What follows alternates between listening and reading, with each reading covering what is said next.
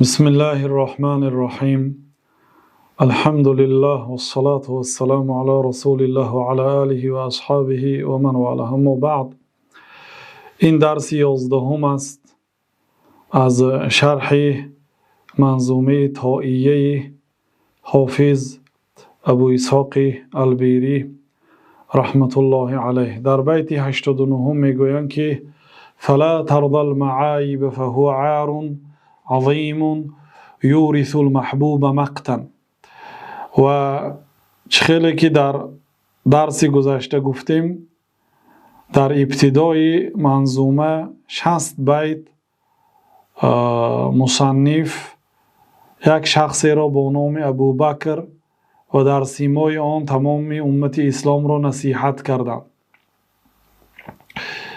بعد از آن از بیت 61 شروع چندین بیت های از نام ابوبکر خود را نصیحت کردند و بعد از آن باز به خطاب ابوبکر گذاشتند و در این بیت هم ابوبکر را نصیحت کرده، گفتند که فلا ترضى المعایب فهو عار. ای ابوبکر، عیب را برای خود راضی نشو. عیب گناه را برای خود راضی نشو، گناه نکن. فهو عار، گناه کردن این عار است برای شخصی با ایمان. عظیم، عار عظیم است. یورث المحبوب مقتا، گناه چیزی است که اگر وقتی که تو گناه میکنی شخصان محبوب تو را بد میبینند، شخصانی که تو را دوست میداشتند تو را بد میبینند، اگرچه از گناه تو اطلاعی ندارند، آگاهی ندارند. بنابراین پیامبر صلی الله علیه و سلم گفتند که ان الله اذا احب عبدا نادى جبریل. جناب رسول الله صلی الله علیه و سلم اگر یک مردی را دوست دارد، گفتند که الله تعالی اگر یک مردی را دوست دارد نادى جبریل، الله تعالی جبریل را ندا میکند، میگوید که جبریل انی احب فلانا فاحبه. ای جبریل، من فلانی را دوست میدارم، تو هم او را دوست دار. فیحبه جبریل، جبریل هم او را دوست میدارند و به اهل آسمان میگوید که ای اهل آسمان، الله تعالی فلانی را دوست میدارد، شما هم دوست دارید، اهل آسمان هم او را دوست میدارند. فیوضع له القبول فی الارض، سپس در روی زمین برای او قبول گذاشته میشد، مردم او را دوست میدارند. و عکسش، اگر انسان را الله تعالی بد بیند، جبریل را ندا کرده میگوید که جبریل، من فلانی را بد میبینم، تو هم او را بد بین. همین گونه مردم روی زمین هم او را بد میبینند. بنابراین ناظم رحمت الله علیه به ابوبکر میگوید که فلا ترضى المعایب فهو عار، برای خود گناه را راضی نشو، نگذار که از تو گناه صادر شود و عار عظیم است. یورث المحبوب مقتا، برای مردم، برای محبوب، شخصی که تو را دوست می‌دارد، دوستانت تو را بد می‌بینند. مقت یعنی بغض شدید، بسیار سخت بد دیدن را مقت میگویند. در دیگر نسخه ها آمده است که فلا ترضى المعایب فهی عار، به جای فهو فهی آمده است، فهی عار. راضی نشو برای خود گناه را، نگذار که از تو گناه صادر شود، این عار عظیم است. یورث الانسان مقتا، برای انسان غضب الله را میراث میدهد. یعنی نتیجه گناه این است که الله تعالی به تو غضب میکند، نکن گفتند. در بیت 92 گفتند که و یهوی بالوجیه من الثریا و یبدله مکان الفوق تحت. گناه شخصی با آبرو را از ثریا به زمین میپرتاید. و یهوی بالوجیه من الثریا، انسانی وجیه، انسانی با آبرو را از ثریا، از ثریا یعنی آن ستاره هایی که به مردم مثال میزنند. حتی پیامبر صلی الله علیه و سلم میگه لو کان العلم فی الثریا، اگر علم یا دین در ثریا باشد، مردمی از فرزندان فارس آن را در رفته از آنجا طلب میکند. اشاره به سلمان فارسی بود. یعنی ثریا یا ضرب المثل هست به بلندی و مرتبه بلند و یهوی بالوجیه من الثریا. نتیجه گناه این است که غیر از اینکه مردم او را بد میبینند، الله تعالی به او غضب میکند. گناه میراث غضب میآورد. غیر از این و یهوی بالوجیه من الثریا، شخصی صاحب آبروی بلند را از ثریا به زمین میپرتابد. نتیجهش همین که بی آبرو میشود. و یبدله مکان الفوق تحت، به عوض مکانی بالا جایش مکانی پایان میشه. به عوض اینکه آبروی بلند داشت، مرتبه بلند داشت، جایش پایان میشود. کما الطاعات تبدلک الدراری و تجعلک القریب و این بعدت. چه خیلی که طاعت بر تو عوضی مرتبه بلند میدهد. طاعت و عبادت آدمی پست را بلند میکند. چه خیلی که گناه آدمی بلند را پست میکند، همین گناه طاعات و عبادات و بندگی، عملهای صالح انسانی وضیع، انسانی پست را بالا میبردارد. و تجعلک القریب و این بعدت، به مردم تو را نزدیک میکند اگرچه از آنها دور باشی هم. با بدنت از مردم دور باشی هم عملهای صالح تو را به مردم نزدیک میکند.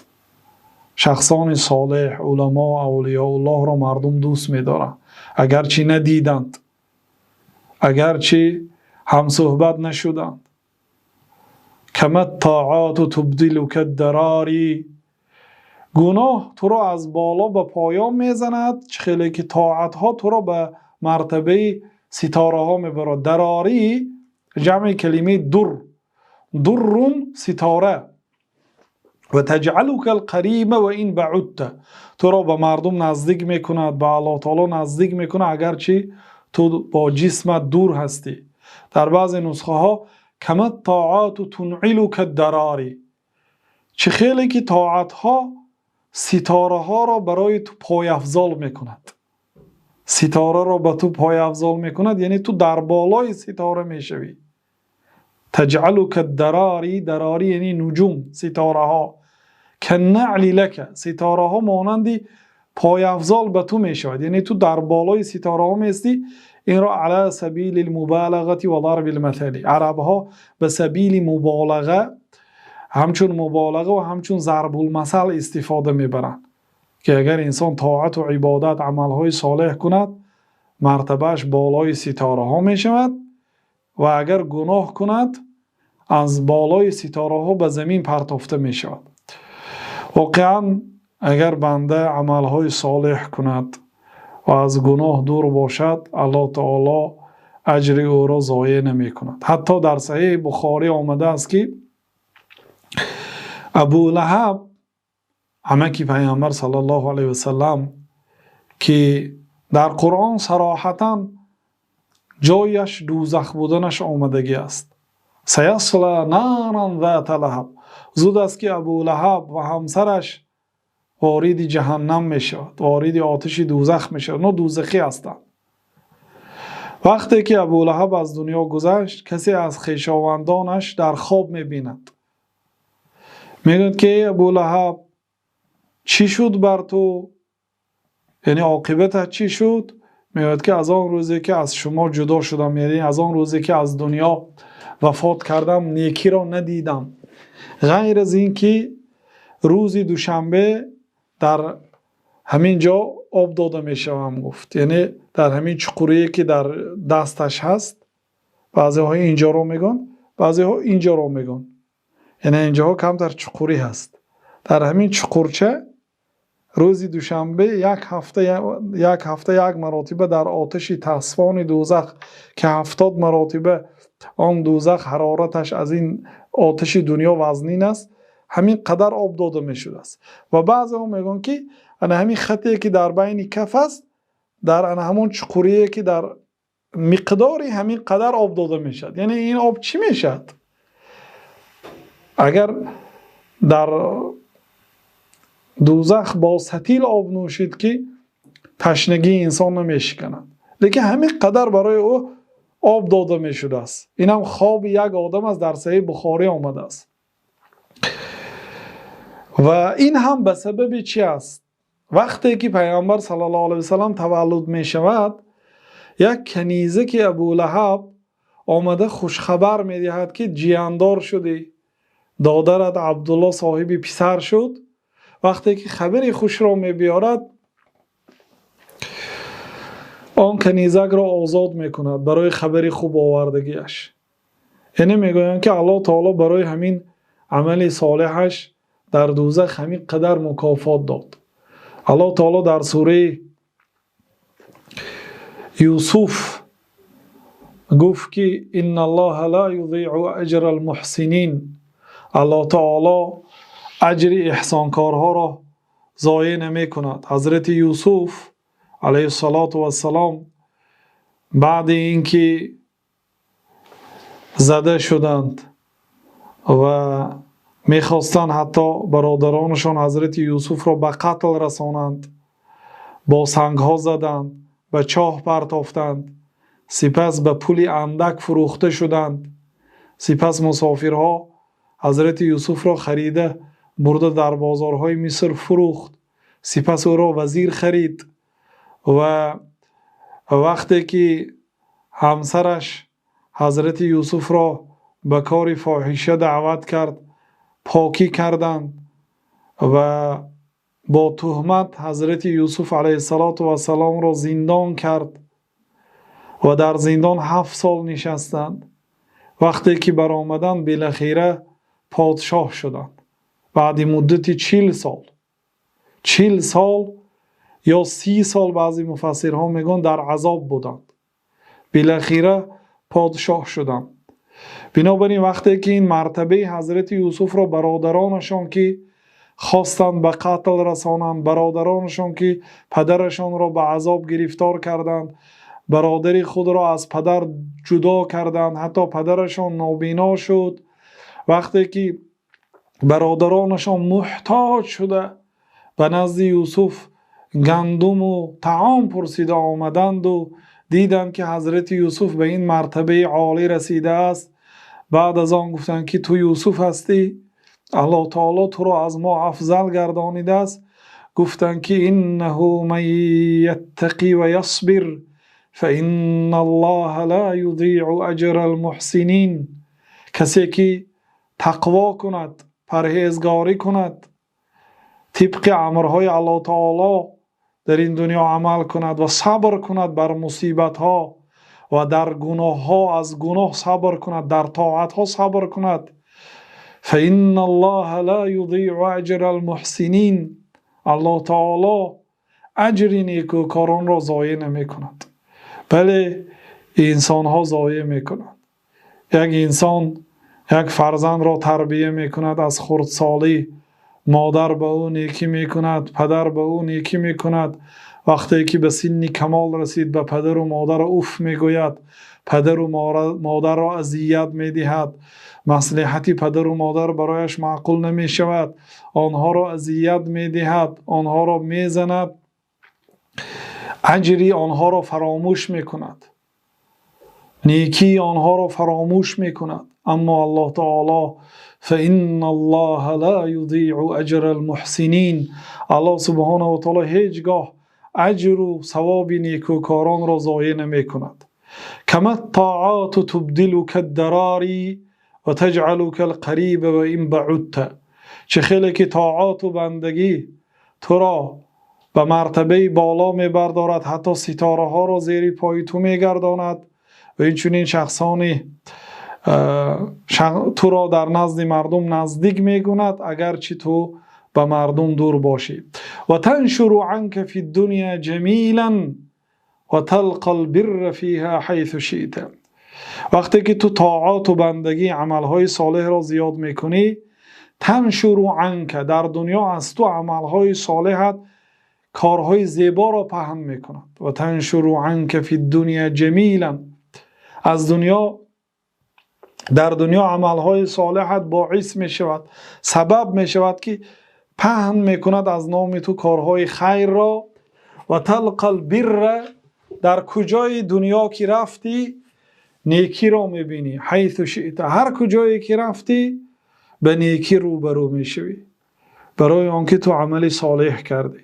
در مسافرت هستی، در غریبی هستی، الله سبحانه و تعالی نیکی های تو و طاعات تو را ضایع نمی کند. و تمشی فی مناکبها عزیزا، در تمام پهلوهای زمین عزیز راه میگردی. و تجنی الحمد فیما قد غرست، و در روی زمین ستایش مردم را میچینی. یعنی حاصل و نتیجه عملهای صالحت این میشود که هر کجایی که رفتی ثنای مردم، سخن نیکی مردم را میشنوی. در روی زمین عزیز و کریم راه میگردی. در کجایی که نباشی، وقتی که تو از مردم اهل طاعات، مردم مومنی با تقوا هستی. گفته نصیحت کردن. بعد از آن گفتن که و انت الان لم تعرف بعیب، ای ابوبکر، ای فرزندم، انت الان لم تعرف بعیب، حالی تو به بلاغت نرسیدی، حالی تو کودک هستی، تا امروز تو قلم گناه از تو برداشته شده است، حالا تو صحیفه اعمالت پاک است. و انت الان لم تعرف بعیب، در بین مردمم با عیب شناخته نشدی. ولا دنست ثوبک مذ نشأت، از آن روزی که به دنیا آمدی تو لباس خود را با گناه آلوده نکردی.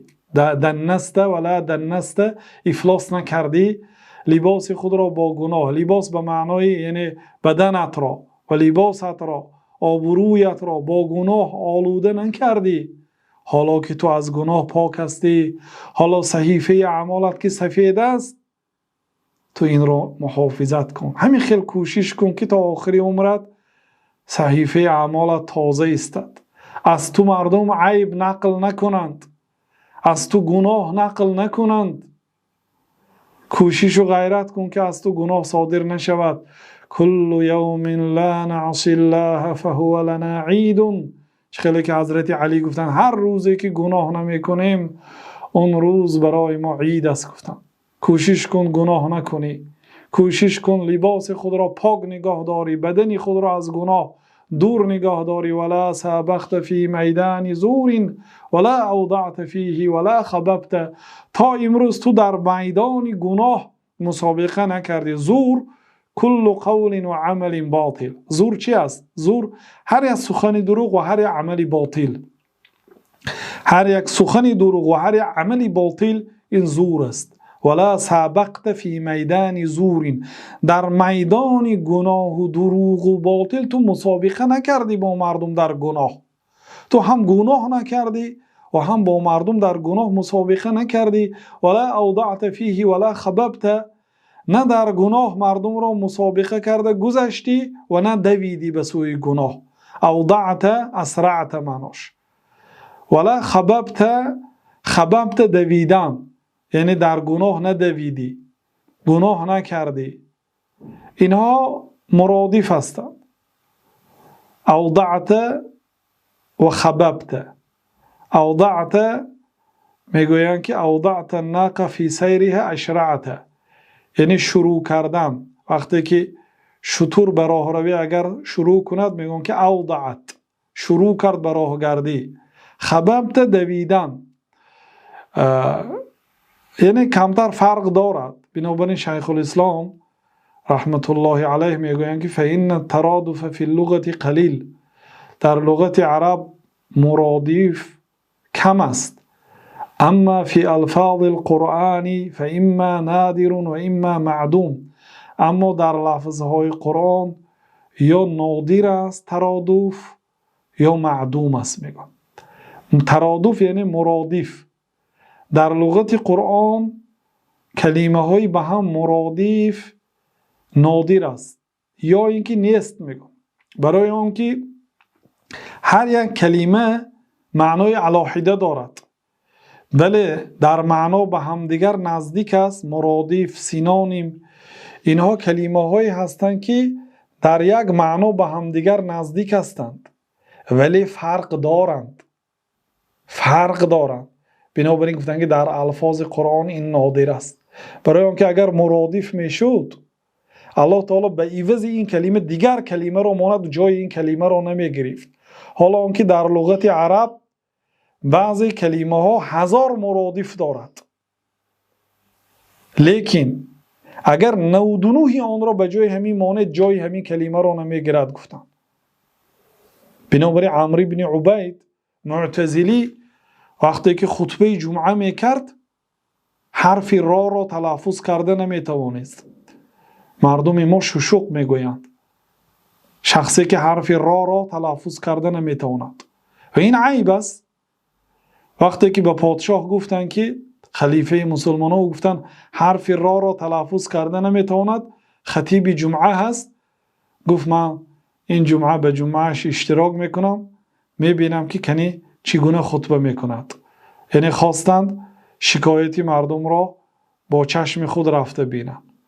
و این خبر به عمرو بن عبید، این معتزلی بود، وقتی که رسیده آمد یک نوع خطبه جمعه کرد که یگان کلمه‌ای که حرفی را دارد استفاده نکرد، به جایش مرادف بیرای آن را تلفظ استفاده میکرد. یعنی خطبه جمعه به عیب تمام کرد. این دلالت به با قوت بودن لغت عرب میکند. لیکن به هر حال آن مرادف ها یک معنای زیادتی از همدیگر دارند. بنابراین شیخ الاسلام گفتند که فإن الترادف فی اللغت قلیل، مرادفت در لغت کم است و الفاظ قرآن، اما در الفاظ قرآن باشد عموما نادر است، یعنی کمیافت است یا یکی نیست. گفتم اوضعت و خببت، اوضعت یعنی در میدان گناه شروع کرده قدم زدن است، خببت دویدن است، یعنی فرق هست. بعد از آن گفتن که فإن لم تنأ عنه نشبت فیه و من لک بالخلاص اذا نشبت. اگر تو از گناه دور نیستی بچم، در گناه غلام میشوی. به گناه یعنی که وابسته میشوی، بی گناه طاقت کردن نمیتونستگی انسان میشی. و من لک بالخلاص اذا نشبت، وقتی که به این حالت گرفتار شدی کی تو را خلاص میکند. امروز بعضی مسلمان ها گرفتار مواد مخدر شدن، نمیتوانند ترک کنند، گرفتار عرق شدن یا گرفتار تماشای چیزهای حرام گشتن، نمیتوانند آن را ترک کنند. اصلا الله سبحانه و تعالی برای هر یک انسان قدرت داده است. لا یکلف الله نفسا الا وسعها. الله تعالی انسان را به یک کار سپارش نمیدهد به آن کاری که انسان قدرت ندارد. وقتی که سپارش داد این دلالت میکند که انسان قدرت دارد، انسان میتواند آن را ترک کند، ولی برایش مشکل شده است. و در اینجا مصنف ابوبکر را نصیحت کرده، گفتند که از گناه دور است. اگر از گناه دور نیستی وابسته گناه میشوی. خیلی که پیامبر صلی الله علیه و سلم در حدیث گفتند که مدمن الخمر کعابد وثنی، آدمی که هر روز عرق می نوشد یا مواد مخدر استفاده می کند اونم خمر است. مدمن الخمر، کسی که بردوام عرق می نوشد یا مواد مخدر استفاده می کند، کعابد وثنی، مانند آن آدمی که بت عبادت می کند. گفتم بت عبادت کردن شرک است. عرق نوشیدن شرک نیست، ولی وجهی تشابه، وجهی مانند کردن پیامبر صلی الله علیه و سلم چیز از کدام خاطر پیامبر صلی الله علیه و سلم شخصی که شب و روز عرق می نوشد یا شب و روز مواد مخدر استفاده می برد از قبیل کوکنار و افیون، در سحریش و در طعام بیگاهیش هست، بر دوام این را می خورد، این را مانند شخصی که بت عبادت میکند. گفتند چه خیلی که شخصی که بت عبادت میکند دائما بت عبادت میکند، اینم دائما در همین گناه هست. گفتم به گناه عادت نکن، از گناه دور باش. اگر رفت و تو دور نیستی غلام گناه میشوی، سپس تو را کی خلاص میکند؟ وقتی که غلام شدی تدنس ما تطهر منك حتی كأنك قبل ذلك ما طهرت. اگر تو به گناه آمیخته شوی، غلام گناه شوی، تو افلاس کردی بدن خود را و لباس خود را، دین خود را آلوده گناه کردی. تدنس ما تطهر منک، چیزی که از وی پاک بودی خود را افلاس کردی، آلوده کردی، حتی گویا که پیش از این تو پاک نبودی. چنان گناه کردی، چنان آلوده گناه شدی که حتی گویا که پیش از این تو پاک نبودی. و در بعض نسخه ها به جای تدنس و دنس ما تطهر منک حتی آمده است. گناه تو را افلاس کرده است. گناه بدن تو، دین تو، لباس تو را چنان افلاس کرده است که پیش از این تو پاک بودی. چنان افلاس کرده است که گویا که پاک نبودی. و صرت اسیر ذنبک فی وثاق و کیف لک الفکاک و قد اسرت. غلامی گناهت گشتی و اسیری گناهت شدی فی وثاق، در بنده، یعنی تو علاقه زنجیر پیچ شدی. تو را علاقه گناه بست از دست و پایهای خود را، دیگر تو نجات یافته نمیتوانی. فکیف لک الفکاک و قد اسرت. اکنون تو چگونه نجات میابی حالان که تو در اسارت افتادی؟ کی تو را نجات میدهد وقتی که تو غلام گناه میشوی؟ گفته نصیحت کردن در همین قدر کفایتی میکنیم. والله اعلم. صلی الله وسلم علی نبینا محمد و علی آله و صحبه اجمعین.